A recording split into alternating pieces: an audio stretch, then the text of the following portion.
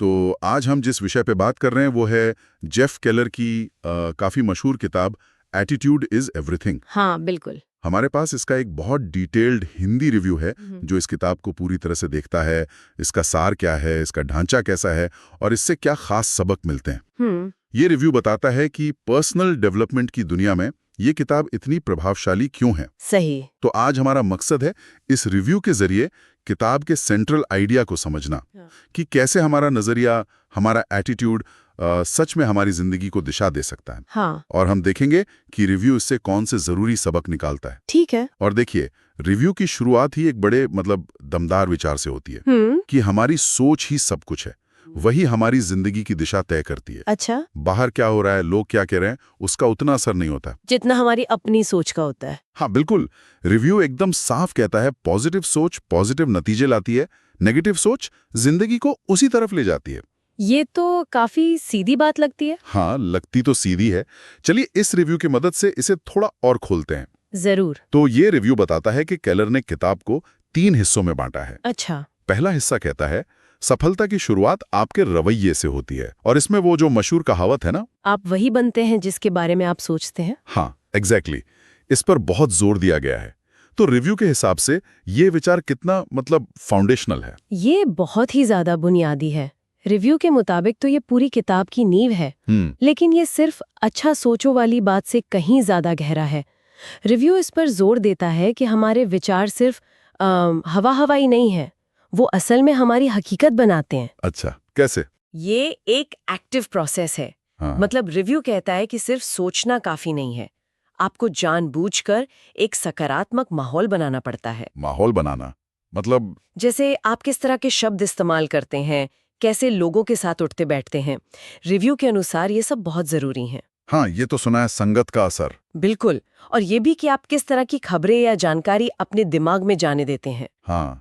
Review इसे ऐसे बताता है जैसे आपकी मानसिकता एक बगीचा है जिसे लगातार देखभाल चाहिए। दिलचस्प नजरिया है, बगीचे की तरह। हाँ, उसे यूं ही नहीं छोड़ सकते, संवारना पड़ता है। अच्छा, तो ये एक तरह से अपने अंदर की दुनिया को ठीक करने जैसा हुआ। बिल्कुल। मतलब बाहर हालात चाहे जैसे भी हों, रिव्यू कहता है कि हमें हर सिचुएशन में कुछ पॉजिटिव देखना चाहिए। ये सुनने में थोड़ा मुश्किल नहीं लगता?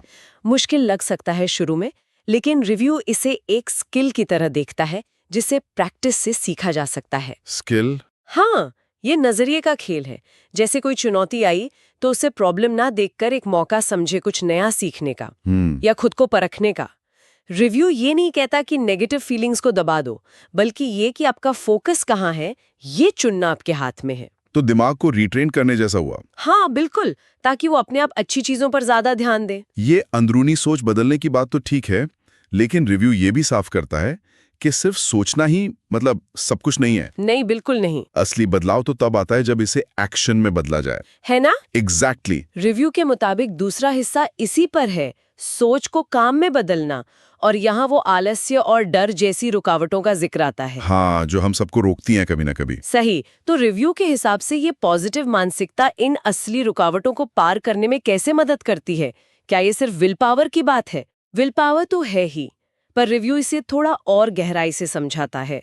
वो कहता है कि पॉजिटिव सोच सिर्फ इच्छा शक्ति नहीं बढ़ाती, वो एक्शन लेने की हिम्मत देती है। हिम्मत? हाँ, जब आप नतीजों को लेकर ज्यादा उम्मीद रखते हैं तो डर का असर कम हो जाता है। और रिव्यू इस बात पे बहुत जोर देता है कि बड़े बदलाव के लिए कोई बहुत बड़ा डरावना कदम उठाने की जरूरत नहीं है। अच्छा, फिर? असल में छोटे छोटे लगातार उठाए गए कदम ज्यादा असरदार होते हैं। छोटे कदम? हाँ, ये उस आम सोच को तोड़ता है कि अगर मैं कुछ बड़ा नहीं कर सकता तो कुछ करने का फायदा ही क्या। रिव्यू कहता है कामयाबी के यकीन से भरे छोटे मैनेजेबल कदम उठाते रहना ज्यादा जरूरी है। इसमें कोई साइकोलॉजी है? हाँ बिल्कुल। हर छोटा कदम, हर छोटी कामयाबी आपका कॉन्फिडेंस बढ़ाती है, तो अगला कदम लेना आसान हो जाता है। एक मोमेंटम बन जाता है। सही कहा। रिव्यू में शायद कुछ उदाहरण भी दिए होंगे कि कैसे लगातार छोटे प्रयास मिलकर बड़ा असर डालते हैं। ये एक्शन को कम डरावना बना देता है। ये दिलचस्प है, सोच एक्शन लाती है और फिर वो एक्शन उस सोच को और मजबूत करता है, एक साइकिल जैसा। हाँ, एक पॉजिटिव साइकिल। और फिर आता है तीसरा और आखिरी हिस्सा, ये रवैये को सीधे नतीजों से जोड़ता है। रिव्यू कहता है कि मुश्किलें तो सबकी जिंदगी में आती हैं। असली फर्क इस बात से पड़ता है कि हम उन्हें देखते कैसे हैं। बिल्कुल। खास तौर पर असफलता को हार न मानकर सीखने का मौका मानना। ये बात तो हमने कई जगह सुनी है। क्या रिव्यू बताता है कि केलर की किताब में इस बारे में क्या खास है? हाँ, ये कॉन्सेप्ट नया नहीं है, लेकिन रिव्यू बताता है कि केलर इसे पेश कैसे करते हैं। वो बात खास है। कैसे? वो असफलता को सिर्फ एक घटना नहीं, बल्कि एक शिक्षक की तरह देखने पर जोर देते हैं। शिक्षक? हाँ, एक टीचर जो हमें बताता है कि क्या काम नहीं कर रहा, कहाँ रास्ता बदलने की जरूरत है। ये एक अलग नजरिया है। और रिव्यू इस नजरिए के बदलाव को सीधे मनचाहे नतीजे पाने से जोड़ता है। लेकिन बात यहीं खत्म नहीं होती। और क्या है? रिव्यू इस बात को भी हाईलाइट करता है कि केलर कृतज्ञता यानी शुक्रगुजार होने और दूसरों की मदद करने पर भी बहुत जोर देते हैं। Gratitude and helping others? हाँ, रिव्यू के मुताबिक ये सिर्फ अच्छी बातें नहीं हैं, ये सक्रिय रूप से पॉजिटिविटी बढ़ाने और बेहतर नतीजे पाने के शक्तिशाली तरीके हैं। ये कैसे काम करते हैं? जब आप शुक्रगुजार होते हैं तो आपका ध्यान कमियों से हटकर उन चीजों पर जाता है जो आपके पास है। फोकस बदल जाता है। हाँ, ये तो है। और जब आप दूसरों की मदद करते हैं तो आपको एक उद्देश्य मिलता है, एक संतोष मिलता है। ये आपकी पॉजिटिव एनर्जी को बढ़ाता है। रिव्यू इसे लगातार मेहनत के साथ जोड़ता है। ये कोई जादू की छड़ी नहीं है। तो यहाँ रवैये का असर सिर्फ पर्सनल गोल्स तक नहीं रहता, बल्कि ये दुनिया के साथ आपके रिश्ते को भी बेहतर बनाता है। ये काफी गहरी बात है। रवैये को सिर्फ मैं और मेरा लक्ष्य से आगे ले जाकर मैं और दुनिया तक फैलाना। बिल्कुल। तो अगर हम इस पूरे विश्लेषण को जो रिव्यू ने किया है समेटें, तो वो कौन से मुख्य सबक हैं जो कोई इस किताब से सीख सकता है? रिव्यू किन खास बातों को अंडरलाइन करता है? रिव्यू 5 मुख्य बिंदुओं को एकदम साफ करता है, जो किताब का निचोड़ है। अच्छा, क्या है वो 5? पहला, सकारात्मक सोच की ताकत। ये सबसे बुनियादी है। रिव्यू बार बार कहता है कि हमारी सोच हकीकत बनाती है। ठीक है। दूसरा, आत्मविश्वास की जरूरत।